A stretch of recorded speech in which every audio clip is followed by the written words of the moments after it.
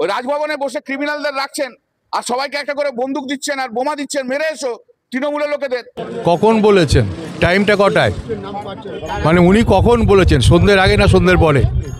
ওনার তো আর বিভিন্ন সময়ে বিভিন্ন রূপ থাকে, তাই ওনার সময়টা না জেনে তো উত্তর দিতে পারবো না। আর এসব লোকের কত প্রশ্ন করেন, যারা সুস্থ থাকেন, বেশিরভাগ সময় অসুস্থ থাকেন, তাদের কথার প্রশ্ন করে কোনো যুক্তি আছে? কাল রাতের হ্যাংওভারটা কাটেনি, কালকে রাতের হ্যাংওভারটা কাটেনি, তাই উল্টোপাল্টা বলছেন। ওনাকে যখন সুস্থ থাকবেন তখন জিজ্ঞেস করবেন, তখন অন্য কথা বলবেন। রাজভবন রাজ্যপাল খুলতেই পারেন। এখন উনি রাজ্যপাল, রাজভবনের দায়িত্ব ওনার।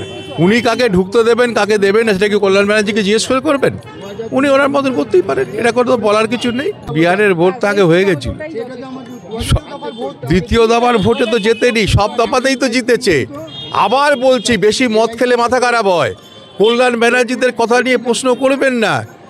এটা হয়নি যে সেকেন্ড পর্যায়ের ভোটেই সিট জিতেছে, প্রথম পর্যায়েরও সব ভোটে সেটাই জিতেছে, তখন তো বোম বাস্ট হয়নি।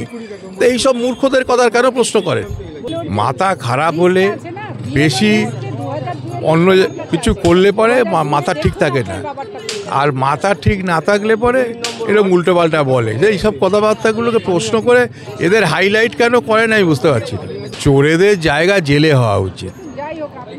যে মানুষটা শুধুমাত্র নিজের অর্থের লোভে ভারতবর্ষের গোপন কথা, সংসদের গোপন কথা অন্য লোককে দিয়ে দেয়, সে কেন বাইরে ঘুরে বেড়াবে?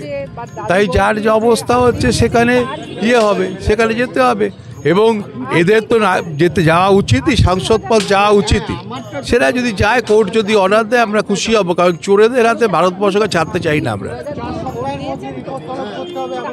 একবারে বলেছে, লোকপাল বলেছে, সিবিআইকে তো ইয়ে করতে বলেছে, সবই বলেছে, ঠিক কথাই তো বলেছে।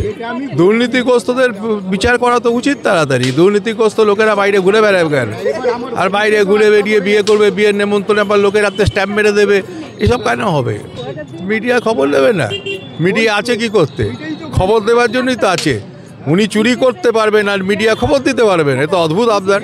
ব্যাগটা পাওয়ার জন্য কোন খবরটা বাইরে দিয়ে সেটা জানার কথা। ব্যাগের উপর ব্যাপার নেই, ব্যাগ উনি ব্যবহার করুন না, যত দামি ব্যাগ ব্যবহার করুন, কোনো অসুবিধে নেই। কিন্তু এই ব্যাগটা কিনতে গিয়ে উনি কার কাছ থেকে কত টাকা নিয়েছেন সেটা হচ্ছে বিচার্য বিষয়। এবং সেটা নিতে গিয়ে উনি ভারতবর্ষের কী কী জিনিস বাইরে ছেড়েছেন। কারণ ওনার মতন দুর্নীতিগ্রস্ত লোক তো দেখিনি পরের বাড়ি কুকুরও চুরি করে। যার সঙ্গে প্রেম করতে গিয়ে প্রেমিককে ছেড়ে দেয়, কিন্তু প্রেমিকের কুকুর চুরি করে। তো এই সমস্ত নিম্নমানের লোকের বিরুদ্ধে যা যা ব্যবস্থা নেওয়া উচিত সেগুলো নেওয়া উচিত।